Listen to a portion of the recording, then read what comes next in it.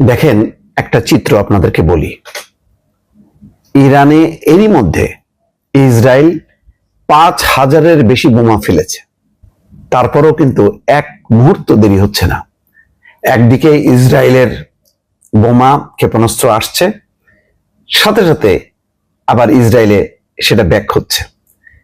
শুধু ইসরায়েল তো না, মধ্যপ্রাচ্যের বিভিন্ন স্থাপনা লক্ষ্য করে অব্যাহতভাবে ইরান হামলা চালায় যাচ্ছে।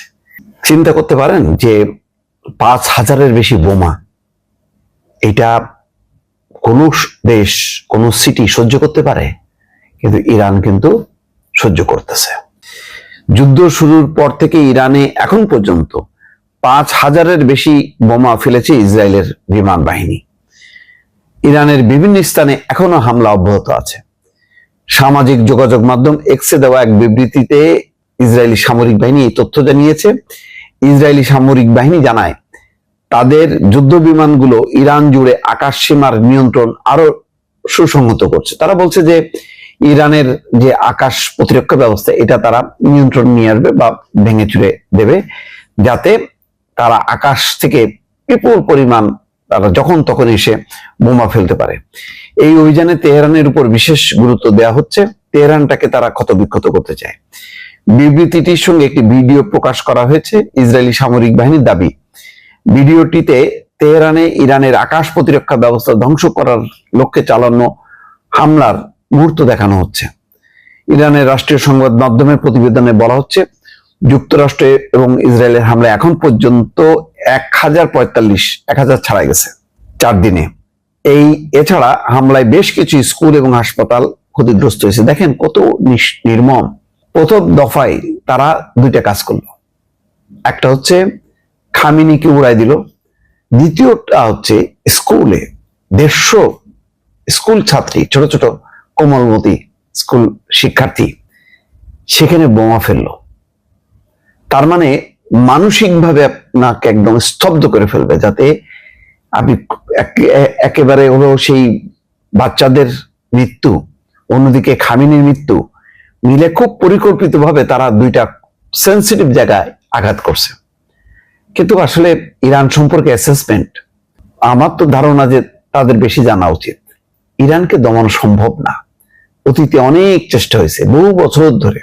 শুধু আমেরিকা ইসরায়েল না, আরবের কিছু বিশ্বাসঘাতক দেশ আছে, তারাও এই ষড়যন্ত্রে লিপ্ত হয়েছে, পারেনি, শেষ পর্যন্ত পারেনি। ইরানের একটা অন্তর্নিহিত শক্তি আছে সম্ভবত, যে শক্তি দিয়ে তারা প্রবল প্রতিপক্ষকে মোকাবেলা করে চলে এবং কোনো ভয় ডর নেই। 7 মাস আগের হামলার প্রথম চিত্র দেখেন, শুধু ইরানের ধর্মীয় নেতা, প্রেসিডেন্ট বা কয়েকজন বেঁচে ছিল, বাকিরা কিন্তু সব শেষ। এবং প্রেসিডেন্টও অল্পের জন্য বেঁচে গেছিল, কারণ একটা মিটিং এ ছিল।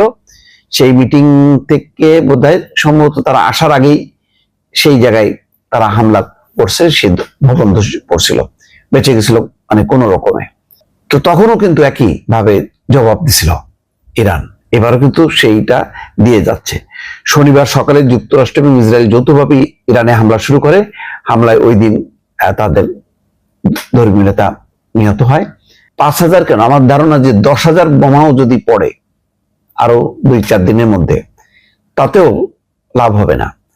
এখন বলা হচ্ছে যে আস্তে আস্তে মজুদ নাকি ফুরায় যাচ্ছে, কারণ আমেরিকা তো আর একটা ফ্রন্টে যুদ্ধ করে না, নানান ফ্রন্টে তাদের যুদ্ধ করতে। আর ইরান, তেহরান বিশাল দেশ, সেই দেশের এতগুলো জায়গায় তাদের আক্রমণ করতে করতে তাদের একটা মজুদ টান পড়বে। এইটা যতই তারা বলুক না কেন যে 4 সপ্তাহ লাগতে পারে বা তার বেশি, কিন্তু এতদিন পর্যন্ত টানা যুক্তরাষ্ট্রের জন্য কঠিন হবে। কোটি কোটি ডলার যাচ্ছে এর পেছনে। এগুলো দিয়ে আসলে ইরানকে দমানো যাবে না। ইতিমধ্যে কেউ বলেছে যে আকাশ পথে আক্রমণ করে শাসন ব্যবস্থা পরিবর্তনের পক্ষপাতী না অনেক দেশ, যার জন্য কানাডা, ইউরোপ দেখেন আজকে ট্রাম্পের পাশে নেই, ইসরায়েলের পাশে তো নাই।